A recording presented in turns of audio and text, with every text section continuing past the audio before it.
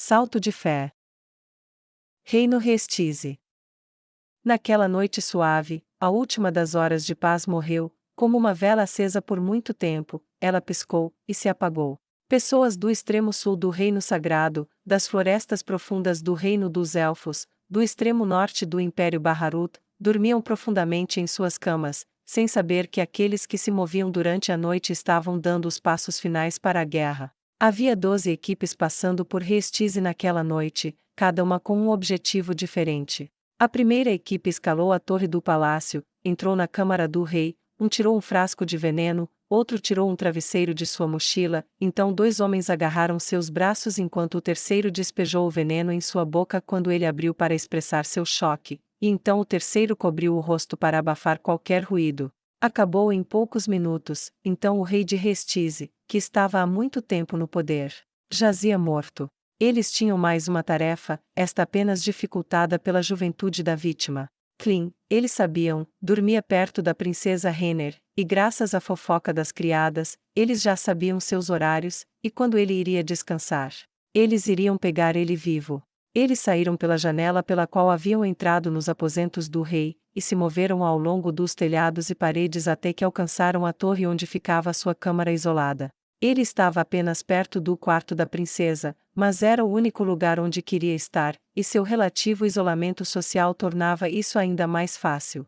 Eles entraram pela janela, um a um, deixando os pés macios sobre a pedra, seus sapatos acolchoados não fazendo barulho, eles foram tão silenciosamente que a própria escuridão poderia tê-los ignorado. Lá eles viram a forma adormecida de um belo e jovem homem loiro, na flor da juventude prestes a desabrochar, e o implacável assassino sentiu uma pontada de arrependimento por alguém tão jovem ser apanhado em forças que ele nunca poderia ter compreendido. Ainda assim, ele tinha um dever para com sua nação, e o cumpriu, acenando para seus camaradas. Eles gentilmente foram agarrar seus braços quando outro travesseiro foi trazido. Foi encharcado com extrato da planta zina, que induziria inconsciência em pouco tempo. Então eles o agarraram, e ele começou a acordar, tentando alcançar sua espada, mas o travesseiro estava sobre seu rosto, e embora ele fosse extraordinariamente forte, ele estava em desvantagem numérica de 4 para 1, e não conseguia se debater nem um pouco. Bem, talvez um pouco. Então, vinte tener. O menino tentou gritar, mas segurado pelas pernas, braços e cabeça, e abafado como estava, acabou logo, e o menino ficou inconsciente. Rapaz leal. O líder disse baixinho.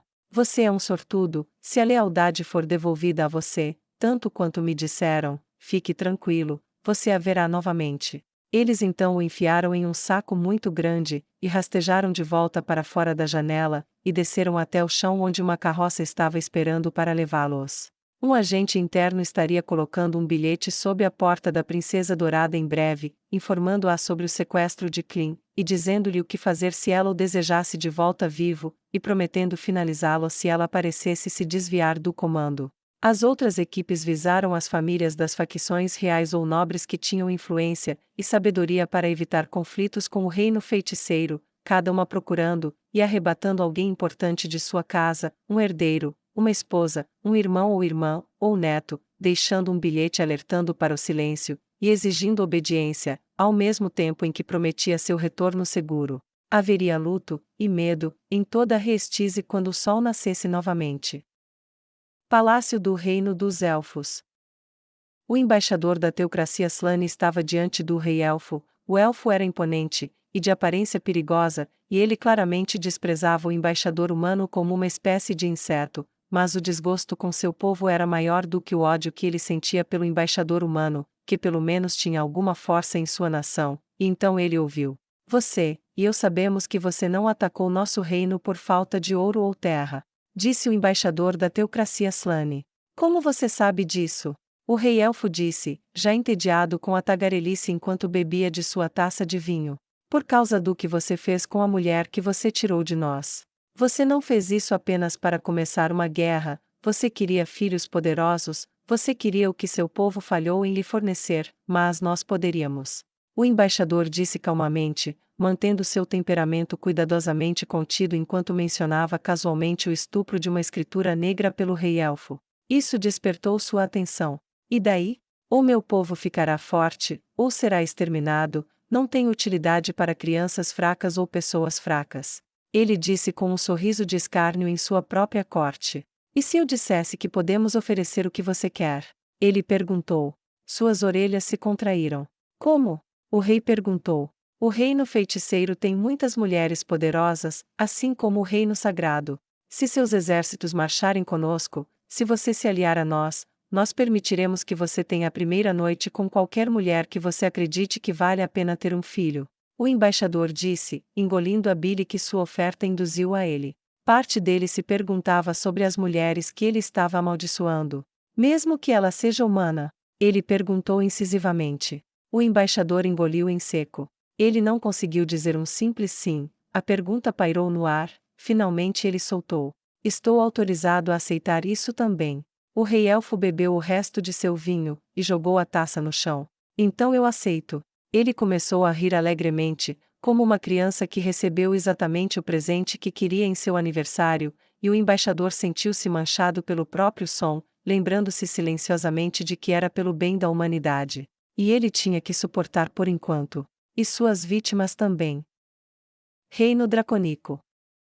O embaixador da teocracia ficou na frente da pequena rainha, Draudilon Auriculus, que ele sabia muito bem que não era realmente do jeito que ela parecia. Minha nação está pedindo sua ajuda, ele disse categoricamente. E minha nação está dizendo não. Ela respondeu com um tom gelado. Quando buscamos sua ajuda durante a invasão dos Homens-Fera, você não fez nada. Quando eles comeram meus cidadãos, você não fez nada. Quando eles capturaram minhas cidades, você não fez nada. Agora você vem até mim para pedir ajuda com um problema que você começou, e eu farei por você o que você fez por nós. Nada. Sua voz tinha um frio de inverno tão frio que o embaixador sentiu que o próprio Ainz ou Algon teria estremecido. Não podemos ajudá-los por causa do rei feiticeiro, ele destruiu a escritura que sangrou por você no passado, e mesmo agora ele corre desenfreado pelo reino sagrado por meio de seus vice-procuradores. É apenas uma questão de tempo até que ele volte seu olhar para você, disse o embaixador. Ele já voltou seu olhar para nós. Ela disse categoricamente. O que? O embaixador disse com choque total. Sim, depois que nossa terceira cidade foi consumida, e você nos rejeitou novamente, então depois que ele derrotou Jaldabalt, apelamos ao reino feiticeiro pela ajuda que você nos negou. Ele forneceu o que você não fez, e os homens-fera se retiraram. Ela disse. Oh, é? Que? Ele falou, começando, e parando, tentando encontrar a pergunta certa para fazer. Em troca de permitir que ele comprasse parte de nossas terras para acomodar os refugiados, tínhamos perdido muito de nosso território de qualquer maneira, então negociar um pouco do que já havíamos perdido não era nada. Então ele comprou uma faixa de terra abrangendo a extensão de nossa fronteira com o reino dos Homens-Fera, e estendendo-se para o oeste logo acima da cidade morta mais próxima, e uma faixa de terra larga o suficiente para várias estradas para conectá-la ao seu próprio reino. A única condição era que ele parasse a invasão. Ela disse. E ele fez. Disse o embaixador. É por isso que ainda estou viva, e cerca de metade da minha população também. Ela disse com uma expressão de lábios finos. Como? Ele perguntou. Ela deu de ombros. Não faço ideia. Tudo o que sei é que ele foi aonde não fomos, fez o que não pudemos, e o reino dos Homens-Fera retirou todas as suas forças, e até libertou todos os humanos que ainda não haviam comido, e eles não voltaram. Mas ele ainda não ocupou nenhuma terra. Então, espere. Ele congelou ao se lembrar das palavras exatas dela. Você disse. Onde acomodar os refugiados? Ela assentiu com seriedade. Eu não entendi na época, ele não tinha refugiados, não houve guerra após o conflito com Jaldabalt exceto a minha, mas ele comprou de qualquer maneira, para acomodar refugiados que ainda não existiam. Agora eu me maravilho com sua visita, embaixador. De onde ele tirou a ideia de que precisaria de espaço para isso? Ela inclinou a cabeça ligeiramente para um lado, e deu a ele sua melhor expressão infantil de curiosidade. O embaixador da teocracia ficou pálido como gelo. Ele previu isso, anos atrás. E eu acho que ele disse exatamente o que disse, exatamente para que eu contasse o que ele disse, ele queria que você soubesse. Ela disse. Ele sabia que você faria isso, ele sabia que estava melhor conosco neutro, e ele sabia que precisaria de um lugar para acomodar as pessoas. Sabe o que mais? Ela perguntou. Ele balançou a cabeça, incapaz de formar palavras. Ele tem um pequeno número de mortos-vivos trabalhando naquela área, desde que expulsou os homens-fera. Mandei pessoas darem uma olhada, a aldeia sem pessoas lá, fazendas sendo preparadas para o plantio, apenas, esperando. Eu até recebi relatos de que ele tinha mortos-vivos organizando cidades organizadas, prontas para as pessoas se mudarem e ocuparem. Ela disse: Por que você não nos contou isso? Ele disse com uma frieza que combinava com a dela. Isso seria fazer algo. Ela disse: E eu só estava disposta a fazer por você o que você fez por nós, e isso foi nada. O silêncio pairou entre eles como a espada de Damocles prestes a cair e cortar o último fio de paz. Vá para o inferno, embaixador, você está arrastando todo o seu reino para a aniquilação. A única coisa que estou disposta a fazer por sua nação é isso. Quando o rei feiticeiro se mover por suas terras, e dizimá-las, enviarei carroças para transportar os refugiados para se estabelecerem sob o governo do rei feiticeiro. Sua grande aliança não será nada além de um grande incêndio no qual todos vocês queimarão, e eu não me juntarei a vocês, meu povo já sofreu o suficiente por nada. Ela disse com uma determinação férrea. Não vamos esquecer isso. O embaixador disse friamente. Nem a Enzo ou Algon, e entre a sua memória e a dele, eu escolho a dele. Agora saia da minha vista. Ela disse, e seus guardas se moveram para escoltá-lo para fora, apenas para ele dar meia volta, e se afastar deles. Reino Sagrado de Roble, Oburns, dias após a rápida coroação. O rei Andor assinou a missiva com um floreio satisfeito na frente de toda a corte real. Pronto, esse dreno inútil de nossos recursos já foi resolvido. A coroa não pagará mais por nenhum aventureiro fora ou dentro de nosso reino para proteger os membros do Templo da Justiça Negra. Houve um punhado de aplausos, eles foram educados, mas moderados, mas muitos sorrisos presunçosos estavam em muitos rostos sacerdotais. Gustave não estava entre os que aplaudiram, ou que pareceram presunçosos.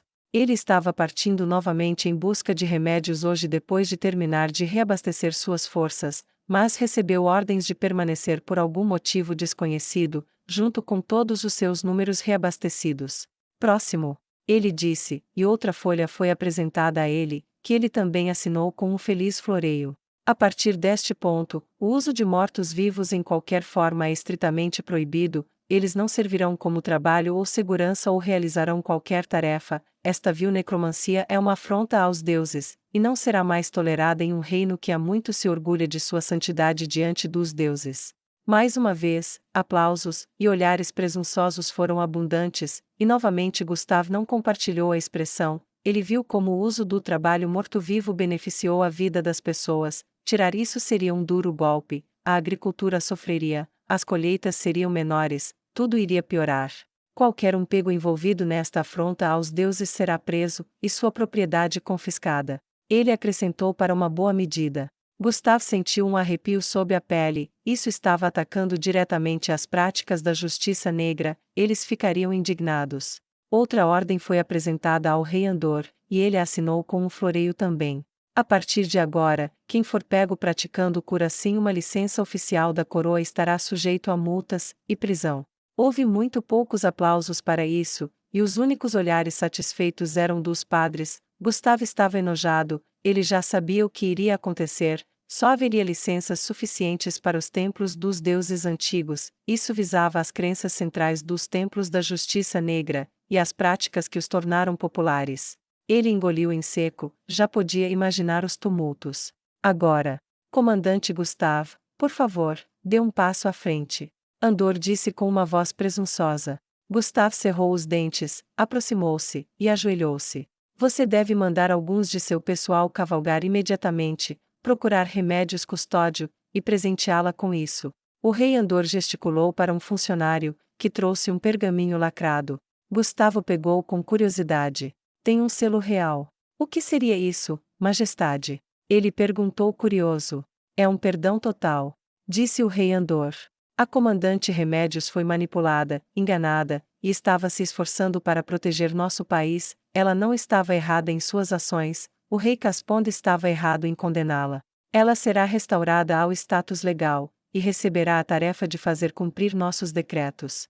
Isso foi demais para Gustave. Ele se ajoelhou, segurando o pergaminho em total choque, horror e desgosto. Ele tinha visto o que Remédios tinha feito com as aldeias, com os aldeões, a culpa estava pesando sobre ele, comendo-o, sabendo que ele era o responsável por libertá-la, permitindo-lhe a chance de fazer as coisas que ela havia feito. Ele queria vomitar, seus olhos ficaram frios enquanto ele olhava para o perdão como se estivesse segurando uma cobra viva. Ou, mais precisamente, um fétido monte de esterco. Ele fechou os olhos de aço quando tomou uma decisão, e o rei olhou para ele com expectativa. Ele abaixou a cabeça. Será feito, majestade, mas encontrá-la pode ser difícil e perigoso, mesmo que quase todos os demi-humanos estejam mortos, as estradas ainda são perigosas, precisarei de uma companhia de homens para ter certeza do sucesso. O rei Andor assentiu. Claro, e tenho certeza que você está ansioso para dar a boa notícia à sua comandante, então, por favor, certifique-se de que isso seja feito pessoalmente. Ele respondeu, sua voz cheia de falsa sinceridade. Gustave levantou-se, e curvou-se profundamente, feliz por não olhar para o indigno rei, recuou, e deixou o salão. Ele saiu para o quartel onde seus homens estavam preparados e prontos para partir. Hora de cavalgar. Ele estalou, e as várias unidades e líderes de linha correram, e dentro de uma hora a ordem dos paladinos cavalgou para fora da capital novamente, revigorados, e cavalgando com 2.000 paladinos e 6.000 escudeiros, com relativa inexperiência, mas criando uma aparência impressionante ao saírem da cidade em armaduras brilhantes refletindo a luz do sol, e deixando para trás a capital. Gustave não disse nada enquanto cavalgava à frente da coluna, não disse nada a ninguém o dia todo, não até que estivessem a muitos quilômetros da capital, e parassem para descansar, e acampar durante a noite. Ele ordenou que um acampamento fosse erguido, e ordenou uma formação para que eles estivessem preparados para ouvi-lo. Eles fizeram isso muito bem, e quando o sol começou a se pôr, eles ficaram perto para ouvi-lo. Todos vocês sabem quem eu sou, como sou, e o que sou. Mas o que vocês não sabem é porque estamos aqui agora. Sua voz, que havia carregado o estrondo da batalha de vida e morte, carregou os homens como uma folha em um vento forte. Vocês também sabem o que Remédios fez. Alguns de vocês marcharam comigo, vocês viram a destruição, e vivendo na capital, vocês sabem da tentativa dela de massacrar nosso próprio povo em suas camas. Há alguém entre nós agora que sente que os horrores que ela cometeu são justificáveis? Ele perguntou, ninguém falou, ninguém levantou a mão. Então você deveria saber disso, apesar de nossas instruções anteriores para caçar Remédios, nosso novo rei. Gustave fez uma pausa, e cuspiu no chão com visível desgosto, como se para expelir a saliva que a palavra rei havia tocado. Me deu um documento perdoando Remédios, e devolvendo-lhe a legitimidade aos olhos da coroa. Além do mais, ela está ordenada neste documento para realmente caçar todos aqueles que violam as novas leis. Como a proibição de curar, que eu sei que alguns de vocês se beneficiaram pessoalmente, quando um sacerdócio da justiça negra salvou seus parentes, ou até a si mesmos. O rei está atacando tudo o que tem melhorado nossas vidas, e reconstruído nosso reino. Houve murmúrios odiosos entre o corpo. Não pretendo seguir esta ordem. Ele disse. Eu pretendo caçar Remédios, e fazê-la pagar pelo que ela fez. Se você não deseja marchar comigo, tudo bem, volte correndo para a capital, e diga ao rei que eu fiz isso. Ele disse, e segurando o perdão de Remédios no alto, ele pegou uma tocha, e a ergueu, e o queimou em cinzas. Eu me considero traidor do rei, mas me considero leal ao meu país. Quem quiser fazer a mesma escolha que eu fiz, vamos cavalgar pela manhã para retomar a caça a Remédios. Se você não quiser fazer isso, saia agora. Ninguém se mexeu.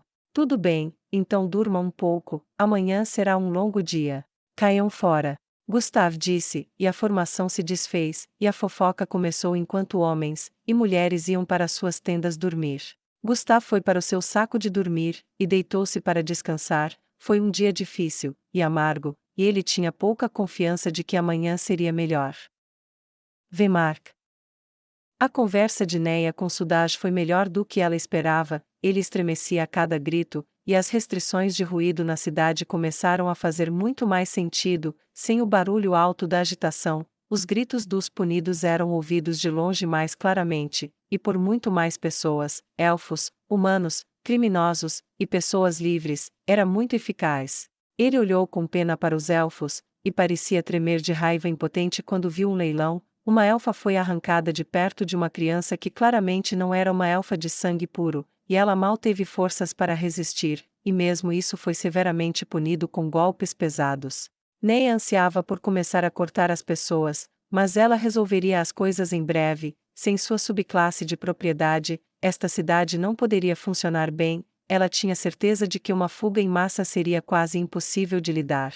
Ela gradualmente conduziu o caminho de volta ao Golden Roan, e foi até o quarto de Tinamok, que ela descobriu estar vazio, e o deixou entrar. Ela gesticulou para um assento, e ele olhou ao seu redor com admiração pelos materiais caros, a riqueza, o gosto, a opulência de tudo isso. Ele quase hesitou em se sentar, até que Neia o fez, e ele forçou sua distração de volta. Eu preciso de sua ajuda, ela disse. Com o que? Ele perguntou. Tirar os elfos daqui. Ela disse. Ele piscou. Sinto muito, acho que não ouvi você. Eu disse, tirar os elfos daqui. Vou fazer uma fuga em massa em alguns dias, mas preciso de uma vantagem para ter certeza de que terei sucesso. Por vantagem, você quer dizer todos os deuses descendo do céu para lutar por você, porque é disso que você precisa, e mesmo assim você pode não vencer. Ele disse categoricamente. Eu vou me contentar com cerveja. Ela disse sem rodeios. Agora eu estou perdido. Ele disse. Quero deixar a guarda da cidade o mais bêbada possível na noite da fuga. Quanto mais eles estiverem sobrecarregados de cerveja em suas entranhas, menos eficazes serão em um momento crítico. Essa vantagem final deve ser o que eu preciso para tirar quase todos os elfos da cidade. Ela disse. Então, o que você quer de mim? Sudash perguntou. Vai parecer suspeito vindo de mim, minha reputação é muito conhecida, eu só posso fazer tanto quanto eu, porque estou ligada a Tinamok, mas isso atrairia um olhar suspeito para mim. No entanto, se acontecer de um soldado leal como você fizer um grande favor a um grande comerciante, digamos, recuperando algum item perdido incrivelmente valioso, então uma doação para você distribuir aos guardas da cidade seria totalmente inquestionável. Ela disse. Basicamente, coloca 2 camadas de confiança entre mim e o ato em si. Faça isso por mim, e aliviaremos um sofrimento incomparável. Ela disse. E então? Ele perguntou, a suspeita recairá sobre mim. Ele disse. Venha conosco. Disse Neia. E fazer o quê? Ele disse. Junte-se a mim, junte-se a nós. Você lutará por algo que vale a pena, em vez de apenas impor o mal por um punhado de moedas. Você realmente quer apenas se atrapalhar nas fileiras intermediárias do trabalho da guarda municipal pelo resto de sua vida? Neia perguntou. Ele olhou para baixo. Certo. Ele disse.